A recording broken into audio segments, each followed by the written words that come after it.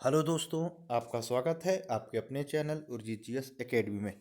दोस्तों, हमने एक नई सीरीज चालू की है मिशन 2024। तो दोस्तों, इसी के तहत जो है आज जो पहला वीडियो है वो है भारत शासन अधिनियम 1919। दोस्तों, इस मिशन के तहत जो है इसमें पूरी पॉलिटी के जितने वीडियो बनेंगे सारे एक जगह आपको यहाँ पर मिल जाएंगे। तो अभी हमने स्टार्ट किया है जो भारत शासन अधिनियम जो है 1919 है, इसके बाद 1935 है, और संविधान बनाने की मतलब ये सारी चीज़ें जो है वन बाय आपको यहाँ पर एक मतलब एक सीक्वेंस में मिलेगी। तो चलिए दोस्तों, आज हम शुरू करते हैं भारत शासन अधिनियम 1919। दोस्तों, इस वीडियो के तहत हम जो है हम जानेंगे जो भारत शासन अधिनियम है उसके भारत शासन अधिनियम 1919 उसके सारे प्रावधानों को जानेंगे कि इस अधिनियम में क्या क्या जोड़ा गया है और इम्पोर्टेंट है, प्रश्न इससे पूछे जाते हैं। ठीक है, तो सबसे पहले इसका पूरा नाम है भारत शासन अधिनियम 1919 या मोंटेग्यू चेम्सफोर्ड सुधार। ये दोनों जो है एक ही चीज़ है, इसलिए दोनों में कन्फ्यूज़न नहीं होना चाहिए। ठीक है, तो ये है भारत शासन अधिनियम। भारत शासन अधिनियम 1919 बनाया गया, किंतु इसे इसे लागू 1921 में लागू किया गया। ठीक है, इसे जो लागू है 1921 में, बना 1919 में, जो कि नाम है भारत शासन अधिनियम, लेकिन ये इसे जो है 1921 में लागू किया गया। जैसा कि मैंने आपको पहले ही बताया था कि ये एक मोंटेग्यू चेम्सफोर्ड सुधार भी कहा जाता है। तो दोस्तों, ये क्या है? तो भारत शासन अधिनियम जो 1919 है इसे मोंटेग्यू चेम्सफोर्ड सुधार कहा जाता है। क्यों कहा जाता है? क्योंकि जब ये अधिनियम बन रहा था तब जो है मोंटेग जो है, ठीक है, ये भारत के सचिव थे और चेम्सफोर्ड भारत के वायसराय थे। तो इन्हीं के नाम, दोनों के नाम पे जो है ये बनाया गया भारत शासन अधिनियम, ये भी कहा जाता है। इसलिए जो है इस चीज़ का हमेशा ध्यान रखिए कि मोंटेग चेम्सफोर्ड सुधार जो है 1919 अधिनियम ही है। ठीक है, अब चलिए अब हम देखते हैं कि जो ये अधिनियम है इसके प्रावधान क्या क्या है। ठीक है, तो जो पहला प्रावधान है, ये पहला है, इस अधिनियम के तहत पहली बार देश में द्विसदनीय व्यवस्था की शुरुआत की गई थी, अर्थात लोकसभा और राज्यसभा जो वर्तमान में है, ये 1919 का ही अधिनियम है, उसी के तहत जो है अपनाया गया है। ठीक है, इम्पोर्टेंट है, सारे प्रावधान बहुत इम्पोर्टेंट है, प्री के लिहाज से और मेंस के लिहाज से भी। ठीक है, अगर मेंस में पूछा गया भारत शासन अधिनियम 1919 को बताइए तो आप पूरा लिख सकते हैं। ठीक है, इसमें उस अधिनियम में क्या क्या हुआ था, और प्री में सीधे सीधे उठ के क्वेश्चन आता है कि किस अधिनियम के तहत देश में पहली बार द्विसदनीय व्यवस्था शुरुआत की गई थी। तो अगर आपको पता है कि 1919 है तो आप लगा पाएंगे, नहीं तो 1935 भी होगा, 1947 भी होगा, या 1918 भी हो सकता है, या 54 भी हो सकता है। इस टाइप की चीज़ भी जो आपको देखने को मिल सकती है। ठीक है, ऑप्शन में, क्योंकि ऑप्शन तो एक ही है 1919 सही है, बाकी ऑप्शन गलत भी है, गलत ही है ना। तो इस अधिनियम के तहत यानी भारत शासन अधिनियम के तहत पहली बार देश में द्विसदनीय व्यवस्था की शुरुआत की गई थी, अर्थात लोकसभा और राज्यसभा का गठन इसी अधिनियम के तहत किया गया था। ठीक है, दूसरा है, इस अधिनियम के तहत पहली बार देश में प्रत्यक्ष निर्वाचन की व्यवस्था की गई थी। ठीक है, प्रत्यक्ष निर्वाचन, देखिए निर्वाचन दो टाइप के होते हैं, एक प्रत्यक्ष एक अप्रत्यक्ष। प्रत्यक्ष में सीधे जो है जनता चुनी जाती है, जैसे अभी वर्तमान में लोकसभा या राज्यों की जो लेजिस्लेटिव असेंबली होती है यानी राज्य विधानसभा होती है, उसमें जो चुने जाते हैं। ठीक है, और अप्रत्यक्ष होगा जैसे कि राष्ट्रपति महोदय का चुनाव या इनका उपराष्ट्रपति महोदय का जो चुनाव होता है यह अप्रत्यक्ष होता है। ठीक है, तो ये प्रत्यक्ष निर्वाचन प्रणाली की शुरुआत भी जो है 1919 अधिनियम के तहत की गई। ठीक है, तीसरा पॉइंट है, प्रांतों में द्वैध शासन जो है लागू किया गया। ठीक है, जिसे ड्रिची भी कहा जाता है। अब ये द्वैध शासन क्या होता है, इसके लिए मैंने अलग से कुछ पॉइंट्स बनाए हैं नीचे, तो मैं आपको द्वैध शासन के बारे में पूरा बताऊंगा। लेकिन अभी यहाँ जान लीजिए कि 1919 अधिनियम के तहत प्रांतों में द्वैध शासन लागू लागू किया गया। ठीक है, ये 8 राज्यों में लागू किया गया। ठीक है, अब कौन कौन से राज्य हैं वो भी ध्यान रख लीजिए, क्योंकि ऑप्शन में पूछा जा सकता है कि ये भारत शासन अधिनियम 1919 के तहत कितने प्रांतों में लागू किया गया, अब उनमें से निम्नलिखित में प्रांत हैं, अब आपको पता है तो बता दीजिए। तो ठीक है, तो आपको ये पता होना ही चाहिए। तो पहला है असम, बंगाल, बिहार, उड़ीसा, मध्य प्रांत, संयुक्त प्रांत, बॉम्बे, मद्रास और पंजाब प्रांत, ये सभी जो है थे। ठीक है, अब जैसे जो मध्य प्रदेश है उसे उस समय पे क्या था, मध्य प्रांत था। ठीक है, तो ध्यान फिर से मैं एक बार रिपीट करता हूँ, आसाम, बंगाल, बिहार, ठीक है, उड़ीसा, मध्य प्रांत, संयुक्त प्रांत, बॉम्बे, मद्रास और पंजाब, ये 8 प्रांतों में जो है द्वैध शासन प्रणाली जो है उस समय पे लागू की गई थी। ठीक है, इसके बाद जो अगला पॉइंट है भारत शासन अधिनियम के तहत ही सांप्रदायिक आधार पर, ठीक है, सांप्रदायिक आधार पर सिखों, भारतीय ईसाइयों और आंग्ल भारतीय और यूरोपियों के लिए पृथक निर्वाचन सिद्धांत को लागू किया गया था। ठीक है, अब आपने 1909 अधिनियम तो आपने पढ़ा ही होगा। ठीक है, जो देश शासन प्रणाली लागू की गई थी। ठीक है, तो यहाँ पर 1919 अधिनियम के तहत ही जो है भारत शासन अधिनियम जो 1919 है के तहत ही सांप्रदायिक आधार पर जो है क्या किया गया था। सांप्रदायिक आधार पर जो भारतीय सिख थे, इस भारतीय ईसाई थे, आंग्ल भारतीय थे और यूरोपियों के लिए पृथक निर्वाचन यानी इनके लिए अलग से निर्वाचन की व्यवस्था की गई। ठीक है, यानी ये अलग अलग जातियों के लिए एक अलग से निर्वाचन होगा। ये जो पद्धति सिद्धांत लागू किया गया 1919 अधिनियम के तहत लागू किया, ध्यान रखिएगा। ठीक है, नेक्स्ट पॉइंट है कि जो भारत शासन अधिनियम 1919 के तहत ही लंदन में भारत के उच्चायुक्त का कार्यालय सृजित किया गया, यानी एक पद सृजित किया गया। ठीक है, उच्चायुक्त का कार्यालय, पद नहीं, कार्यालय जो है। ठीक है, यानी एक डिपार्टमेंट खोला गया। ठीक है, कार्यालय खोला गया, सृजन किया गया। ठीक है, किस अधिनियम के तहत? 1919 अधिनियम के तहत। इसके बाद जो अगला है भारत शासन अधिनियम 1919 के तहत ही लोक सेवा आयोग का गठन किया गया। ठीक है, सीधा सीधा प्रश्न पूछा जाता है किस अधिनियम के तहत लोक सेवा आयोग गठन किया गया, तो वह है 1919 अधिनियम। 1926 में जो है सिविल, ये थोड़ा सा गलत हो गया, सिविल है ये, सिविल सेवकों की भर्ती के लिए केंद्रीय लोक सेवा आयोग का गठन किया गया। ठीक है, तो ये प्रश्न पूछा जा सकता है कि निम्नलिखित में से लोक सेवा आयोगों की जो भर्ती के लिए केंद्रीय लोक सेवा आयोग का गठन कब किया गया, तो 1926 में किया गया। ठीक है, 1926 में किया गया।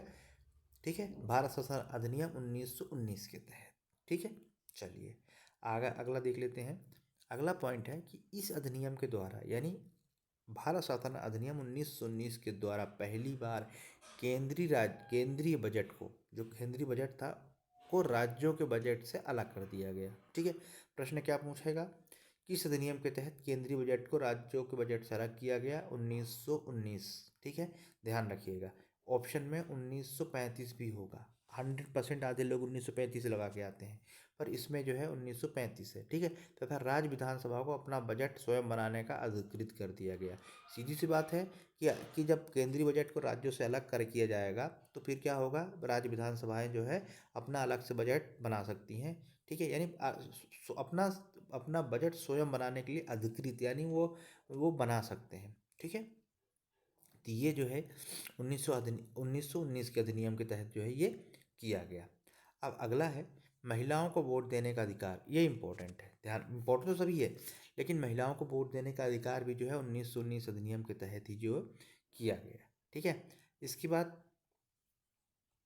कि विषयों को पहली बार, ठीक है, विषयों को पहली बार केंद्रीय और प्रांतीय भागों में बांटा गया। यानी जो विषय, कुछ विषय होते हैं, जैसे अभी हम बात करें कि कुछ राज्य सूची, समवर्ती सूची और केंद्र की जो सूची होती है, ये 3 सूचियाँ होती हैं।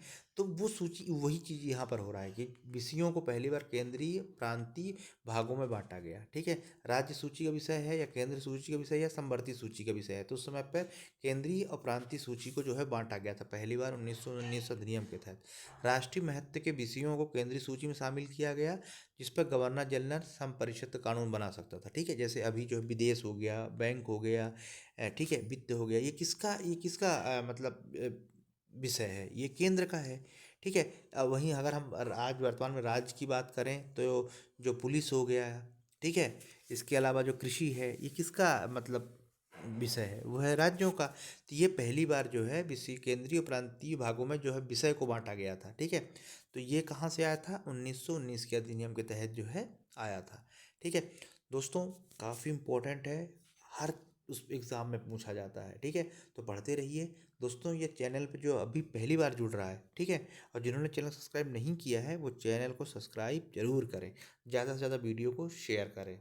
ठीक है, तो अगला है कि बजट पर बहस हो सकती है, इस पर मतदान का अधिकार नहीं है। यानी बजट पर यहाँ पे 2 क्वेश्चन है। बजट पर बहस मतलब बजट पर बहस करने के जो पहली बार कब हुआ? 1919 अधिनियम के तहत बजट में बहस कर सकते हो, बजट पास हुआ उस पर बहस कर सकते हो, लेकिन क्या मतदान करने का अधिकार इस अधिनियम के तहत नहीं था। पर क्या करने का अधिकार था? बहस करने का अधिकार था। ठीक है, अब अगला पॉइंट है भारत शासन अधिनियम 1919 के तहत वह एक वैधानिक आयोग का गठन किया जाएगा। ठीक है, वैधानिक आयोग का गठन किया जाएगा जो 10 साल में क्या करेगा, अपनी रिपोर्ट देगा। ठीक है, जैसे साइमन कमीशन जो आयोग गठित किया गया था 1926 में, उसके पीछे रीज़न क्या था, उसके पीछे रीज़न यही था। ठीक है, ये उसी का 19 का अधिनियम तरह, लेकिन थोड़ा सा पहले जो है गठित हो गया। अदरवाइज उसको 10 साल बाद यानी 29 में जो है इससे गठित होना था। ठीक है, तो भारत शासन अधिनियम 1919 के द्वारा ही एक वैधानिक आयोग का गठन किया जाएगा, ऐसा कहा गया था 1919 के अधिनियम में। ठीक है, साइमन कमीशन आयोग जो गठित हुआ था इसी अधिनियम के तहत जो है गठित किया गया था। ठीक है, तो ये दोस्तों ये इम्पोर्टेंट थे, ये सारे की पॉइंट्स थे किसके, भारत शासन अधिनियम के तहत। ये जितने मतलब करीबन 8-9 पॉइंट्स से अगर मेंस में लिखने को आता है तो आप ऐसे कैसे लिख सकते हैं। ठीक है, वन बाय नंबरिंग करके। अब यहाँ पर एक सवाल उठता था कि जैसे कि मैंने आपको बताया था कि 1919 के अधिनियम के तहत प्रांतों में द्वैत शासन लगाया गया। अब द्वैत शासन का क्या मतलब है, इसी पे जो है हम बात करेंगे। दोस्तों द्वैत शासन होता क्या है, तो जब दो शासक एक सत्ता का संचालन करते हैं। ठीक है, जब दो शासक यानी अलग अलग शासक जो है एक ही सत्ता को जो है संचालित करें। अगर मैं एग्जाम्पल के तौर पे कहूँ कि किसी भी स्टेट का है ना शासन करना है, पर उसमें दो मुख्यमंत्री हो, तो क्या होगा, वो देश शासन होगा, मुख्यमंत्री हो। ठीक है, तो क्योंकि ये सेम है, दोनों सत्ता चला रहे हैं। ठीक है, तो ये क्या होता है, द्वैत शासन ही। तो ठीक है, तो यहाँ पर जो है जब दो शासक एक ही सत्ता का संचालन करते हैं यानी चलाते हैं तो उसे द्वैत शासन या ड्रीची कहा जाता है। ठीक है, अब देखते हैं इसके और प्रावधान क्या है। ठीक है, तो द्वैत शासन व्यवस्था के तहत प्रांतीय सरकारों को, तो ये जो केंद्र प्रांतों में द्वैत शासन लगाया गया 1919 अधिनियम के तहत, तो उसमें क्या हुआ, जो प्रांतीय सरकारों को जो है अधिक अधिकार प्रदान किए गए। क्या किया गया, अधिक अधिकार प्रांत किया गया। और प्रांतीय विषयों को यानी जो केंद्र और प्रांत में जो विषय थे उसको क्या किया, उसको विभाजित कर दिया गया, एक आरक्षित एक हस्तांतरित यानी ट्रांसफर। ठीक है, ये दो मतलब भागों में विभाजित कर दिया गया है ना। अभी हमने थोड़ी देर पहले ही पढ़ा कि 1919 अधिनियम के तहत ही क्या किया गया है, जो विषयों को प्रांतीय और केंद्रीय विषयों में जो है बांटा गया है। ठीक है, तो यहाँ पर क्या किया गया कि द्वैत शासन के तहत प्रांतीय सरकारों को अधिक अधिकार प्रदान किए गए। ठीक है, पर क्या किया गया, जो प्रांतीय विषय थे उसको भी दो भागों में बांट दिया, एक आरक्षित और एक हस्तांतरित। ठीक है, हस्तांतरित यानी जिसे हम ट्रांसफर बोलते हैं। ठीक है, अब इसके तहत क्या हुआ, आरक्षित विषय क्या होते हैं, आरक्षित विषय की सूची में अब जैसे ये विषय तो बन तो गए भैया कि जो केंद्रीय जो प्रांतीय विषय थे उनको दो भागों में विभाजित कर दिया। अब होते क्या हैं, तो आरक्षित जो सूची में शामिल वो विषय होते थे जो जिसका शासन गवर्नर द्वारा नौकरशाहों की कार्यकारिणी परिषद के माध्यम से करता था। ठीक है, जो गवर्नर थे वो क्या करते थे, जो नौकरशाह थे उनके कार्यकारिणी परिषद के माध्यम से जो है करते थे। ठीक है, इसमें कानून व्यवस्था, वित्त, भू राजस्व, सिंचाई आदि विषय जो है इसके तहत आरक्षित के तहत शामिल थे। ठीक है, अब वहीं अगर हम बात करें सभी मुद्दों पर या उसी का है, सभी महत्वपूर्ण विषयों को प्रांतीय कार्यकारिणी के आरक्षित विषयों में शामिल किया गया, यानी सभी जो महत्वपूर्ण विषय थे उसको प्रांतीय कार्यकारिणी के आरक्षित विषयों में जो है शामिल किया गया। अब यहाँ पे हस्तांतरित विषय कौन कौन से हो गए थे, तो दोस्तों हस्तांतरित जो विषय हो गए थे वो है विषयों को विधान परिषद में निर्वाचित सदस्यों में से जो यानी जो विधान परिषद थी उसमें जो निर्वाचित सदस्यों में से जो मनोनीत मंत्रियों द्वारा प्रशासित किया जाता था। ठीक है, जो निर्वाचित सदस्य उनमें जो मनोनीत मंत्रियों द्वारा जो है प्रशासित किया जाता था, जिसमें शिक्षा, स्वास्थ्य, स्थानीय सरकार, उद्योग, कृषि, उत्पाद शुल्क आदि विषय जो है शामिल होते थे। ठीक है, अब प्रांत में जो संवैधानिक तंत्र के विफल होने पर, अब मान लो प्रांत में अगर जो संवैधानिक संस्था थी तंत्र से विफल होने की स्थिति में गवर्नर हस्तांतरित विषयों पर भी क्या है प्रशासन अपने हाथ में ले लेता था। ठीक है, समझ में आया, तो ये है द्वैत शासन। ठीक है, यानी कहने का मतलब ये कि जब एक साथ ही जब दो लोग एक ही में शासन करें तो द्वैत शासन हो गया। अब इसके लिए जो विषय थे तो अलग अलग हो गए, एक आरक्षित एक हस्ताक्षरित। ठीक है, आरक्षित बहुत जो इम्पोर्टेंट था तो गवर्नर अपने पास रखते थे, नौकरशाहों के माध्यम से सो काम करते थे। लेकिन जो हस्ताक्षरित थे क्या करते थे, वहाँ का जो है वो क्या करते थे कि जो विधान परिषद में निर्वाचित सदस्यों में से जो निर्वाचित मंत्री होते थे वो उनके माध्यम से जो प्रशासित किया जाता था। ठीक है, अब इनमें भी क्या होता था, अगर किसी प्रकार का अगर उनमें भी मतभेद होता था, अगर विफल हो गए तो फिर गवर्नर उसको भी अपने हाथ में ले लेता था। ठीक है, तो इस प्रकार से क्या हुआ, इसे ही जो है द्वैध शासन कहा गया। दोस्तों उम्मीद करता हूँ आप लोगों को समझ में आया होगा।